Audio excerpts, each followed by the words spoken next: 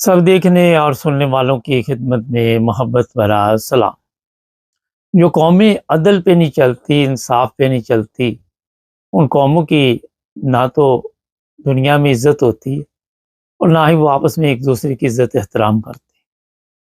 कभी मज़हब का नाम लेकर, कभी आशिक रसूल बनकर, कभी ख़त्म नबूवत के मुजाहिदीन में शुमार अपने आप को करने के बावजूद जब तक आप अदल और इंसाफ से सिस्टम को नहीं चलाते, आप जितना मर्जी कहते रहें कि हम बड़े नेक हैं, हम बड़े पाक हैं और बड़े मोमन हैं हम, आप दाढ़ी भी रख लें, आप जो मर्जी कर लें, आप कुरान मजीद की आयत पढ़ पढ़ के सुनाते रहें, लेकिन जो सामने आ रहा होता नज़र आ रहा होता है वो पूरी दुनिया देख रही होती है। इंटरनेशनल मीडिया ने भी जो कल इलेक्शन हुए उसके बारे में बताया कि मुकम्मल धांधली हुई है और पाकिस्तान की मीडिया भी इसी तरह बताती है।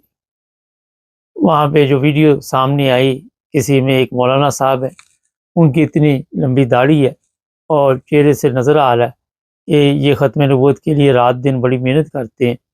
वो वहाँ से पता नहीं एक बोरी में पेपर लेके भाग रहे थे, गाड़ी में बैठे हुए साथ पुलिस वाले उसको लेके जा रहे थे, लेकिन वहाँ पे मीडिया पहुँच गई, उन्होंने वीडियो बना ली, फिर वो मुँह छुपाते फिरे।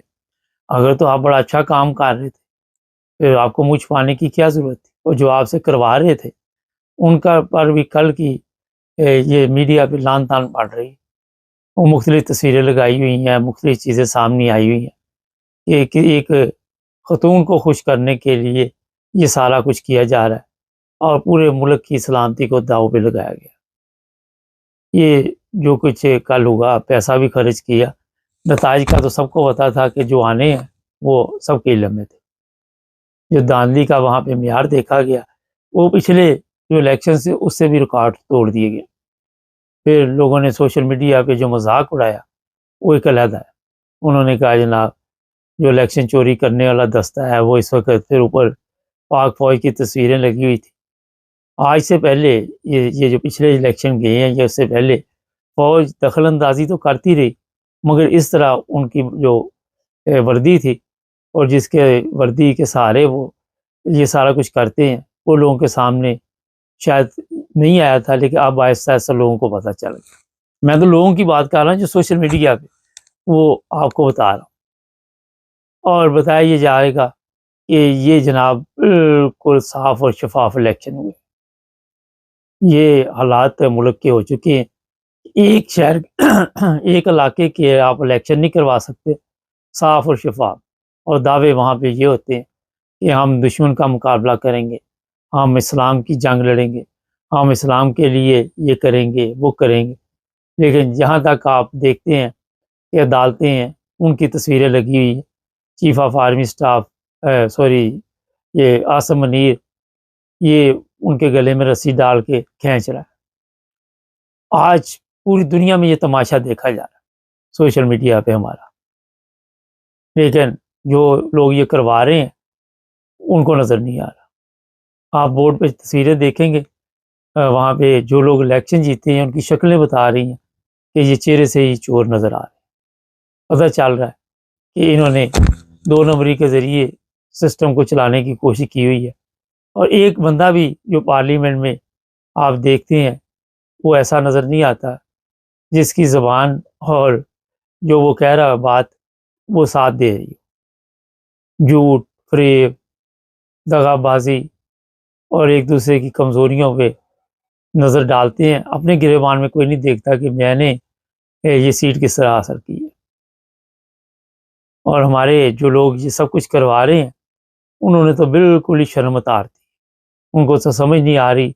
आप चले जाएँ यहाँ किसी शहर में पाकिस्तान के, बड़े लाहौर, पंजाब की बात कर रहा हूँ, हमारी फ़ौज के जर्नैलों की तस्वीरें शरीफ ख़ानदान के साथ लगी हुई।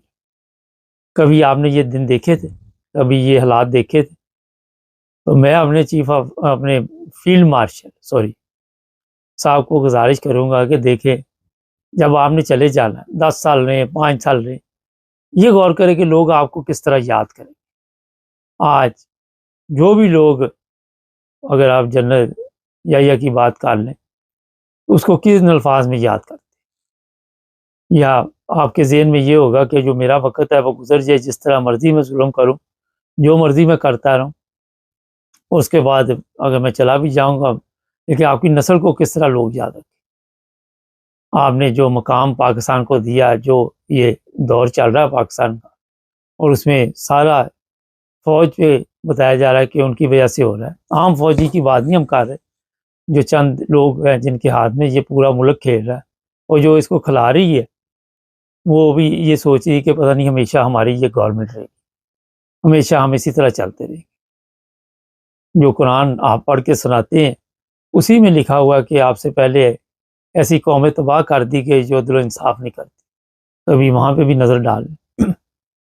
ابھی یہ میں بتا دیتا ہوں کہ وہاں پہ تشدد کے جو واقعات ہوئے، لوگوں کو مارا گیا، اور بعد میں بتایا گیا کہ یہ سارا پی ٹی آئی نے کیا ہے۔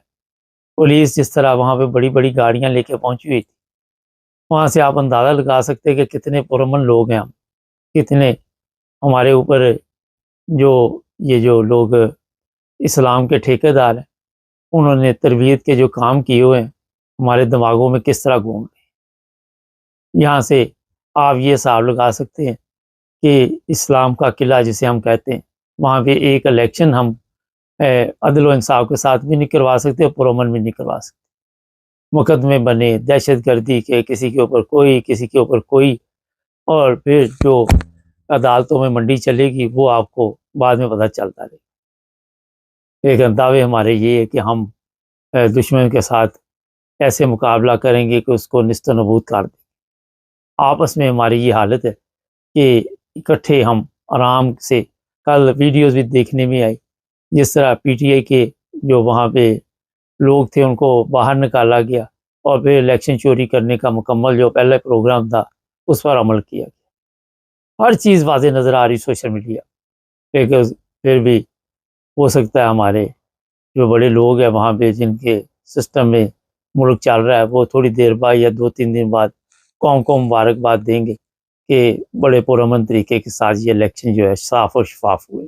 الیکشن کمیشن بھی اسی طرح کے بیانات جاری کرے گا۔ عدل و انصاف کا جنازہ جو نکلا ہے، پوری دنیا نے دیکھا، پاکستانی قوم کے ساتھ ساتھ وہ ان کو نظر نہیں آئے گا۔ اس طرح ختم نبوت کے مجاہدین وہاں سے پیپر لے کے بھاگ رہے ہیں، اور ان کو اس وقت یہ یاد نہیں کہ یہ جو کام آپ کر رہے ہیں یہ غیر اسلامی بھی ہے اور غیر قانونی بھی ہے، اور آئین کا دور دور دور تک تعلق نہیں۔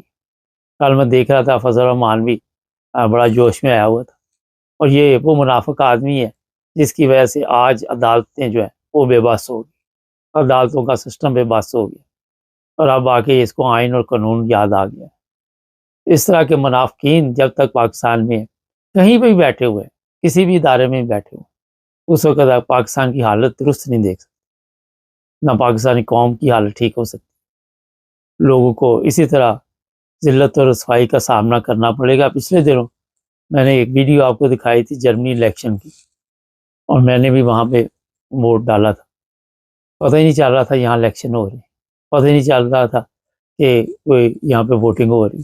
لوگ پرامن طریقے کے ساتھ آرام سے اپنی فیملی کے ساتھ آتے تھے، ووٹ کاسٹ کر کے، جو اندر بیٹھے ہوئے تھے وہ بھی اخلاقی طور پہ۔ مجھے ایک پولیس والا بھی وہاں پہ نظر نہیں آیا، مجھے کوئی ایسا بندہ یا ایسی گاڑی پولیس کی نظر نہیں آئی جو وہاں پہ کنٹرول کر رہی۔ ہماری طرح نہیں، بختر بنگ گاڑیاں لگی ہوئی ہیں، فوج کی گاڑیاں لگی ہوئی ہے، پولیس کی گاڑیاں لگی ہوئی ہیں، اور ہمارا ملک اسلام کا قلعہ، اور یہ جو ہے یہ جناب مسلمان نہیں۔ اندازہ لگا لے یہاں سے اپنی حالت کا۔